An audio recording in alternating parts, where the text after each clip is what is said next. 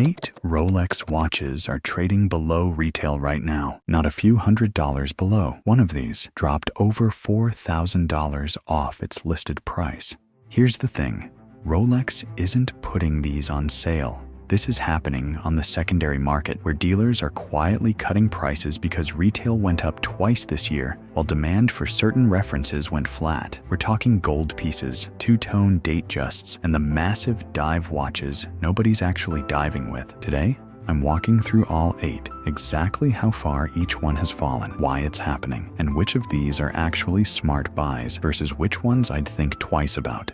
Number 1, the Oyster Perpetual 41 celebration motif. This is the one everyone's buzzing about because the fall is brutal. Quick backstory. A couple of years ago, Rolex released this bubble dial Oyster Perpetual, colorful circles floating on a turquoise background, playful, almost cartoonish for a brand that doesn't really do playful. It blew up on social media.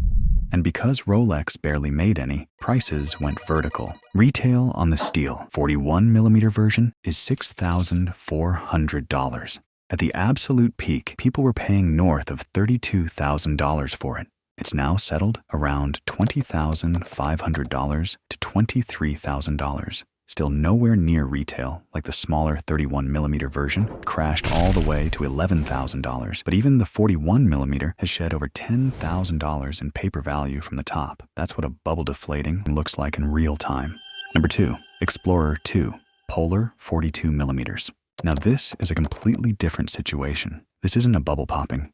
It's Rolex fixing its own supply shortage. Not long ago, you basically couldn't walk into a boutique and buy one. Now you can. Retail is $10,600, and with production ramped up and boutiques actually stocked, the secondary market premium, which used to sit around 40% over retail, has all but disappeared. We're talking a 2 to 5% premium, landing around $10,800 to $11,300. Some private sellers are even listing near or under retail just to sell fast. The watch didn't get worse. It's still the same excellent GMT with the white dial that nods to Rolex's caving and exploration history. Still running the caliber 3285. What changed is simply availability.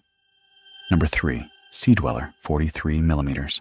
The Sea Dweller is a serious piece of engineering, rated to 1,220 meters, built for actual saturation divers, which is exactly why it's struggling right now. Retail is $14,550, but most buyers don't need a watch rated past a kilometer down. It's big, it's thick, and the audience that genuinely needs that capability is small. When the broader market cooled, this was one of the first references dealers started discounting to move inventory. It's now trading around $12,000 to $12,500, roughly $2,500 under retail. If you actually want this watch, not to flip it, this is a solid window. You're getting Rolex's most extreme production diver for less than Rolex itself charges. Number 4, Deepsea Sea Dweller D Blue.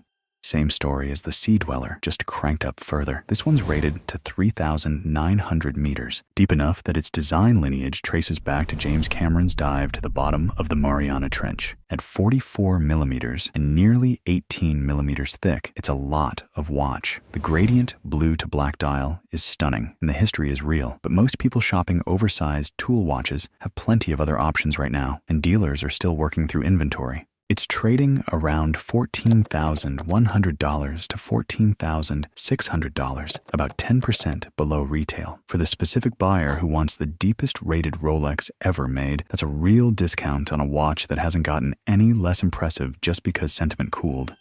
Number 5, Datejust 41 Yellow Gold. This one's less about size or niche use and more about taste shifting. Retail on this one is $16,900. Yellow gold used to be the default precious metal choice for Rolex. Right now, the market has leaned hard towards steel or rose gold, leaving plain two-tone yellow gold pieces a bit unloved. Rolex actually raised prices on gold and two-tone models this year, and for once, buyers pushed back instead of following the price up. It's now trading around $13,800 to $14,400. You're getting the Jubilee bracelet, the fluted gold bezel, the champagne dial, and Rolex's strongest current movement for about $2,000 under retail. If yellow gold is your taste and you don't care what's trending, this is a real opportunity. Number 6, Sky Dweller White Dial. The Sky Dweller is Rolex's most complicated current watch, an annual calendar you barely have to correct, set entirely through the bezel.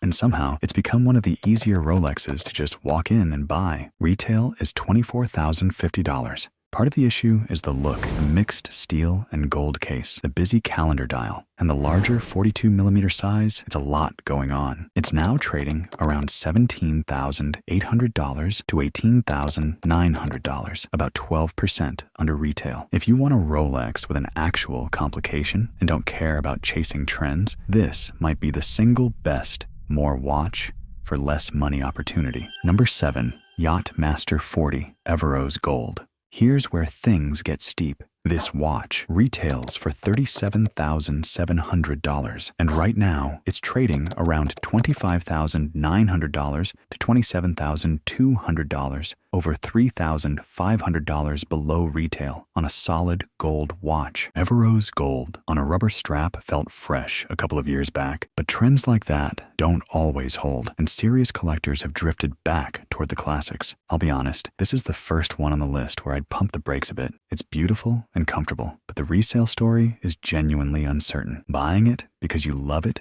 and plan to keep it forever? Fine. Expecting it to hold value like a steel submariner? Much harder case to make. Number 8, GMT-Master 2 Solid Everose Root Beer. And here is the big one. Retail is $53,100. It's currently trading around $37,500 to $39,200. More than $14,000 below retail on a $53,000 watch. Dealers have reportedly been cutting the price week after week just trying to find a buyer. The root beer name comes from the brown and black bezel, a callback to vintage GMT's collector's love. But loving the colorway and being willing to spend $50,000 plus on it in solid gold are two very different things. The full gold version is gorgeous, but the buyer pool is small. And small buyer pools mean prices move fast when sentiment shifts. Same take as the Yacht-Master, stunning watch, real heritage. But if this is anything other than, I want to wear this because I love it, go in with your eyes open. It's not a scientific rule, and no one official put it out. It's really just traders saying, let the current selling pressure finish before you buy, so you're not catching a falling price mid-drop. Reasonable logic, but not a guarantee. Prices could keep sliding or turn around next week. Nobody actually knows. Subscribe if you want this tracked as it moves. I'll be back with updates.